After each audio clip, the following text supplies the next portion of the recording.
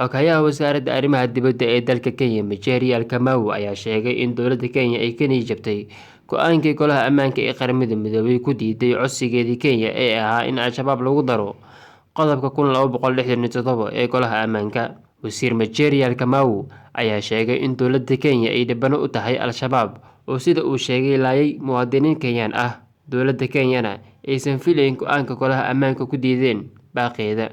Mr. Michael Kamau ayaa sheegay in Golaha Ammaanka ee Qaramada Midoobay ay ka filayaan in cadaadis ku badiyaan Al-shabaab oo uu sheegay in dad rayid ah ay ku dileen gudaha Soomaaliya iyo Kenya.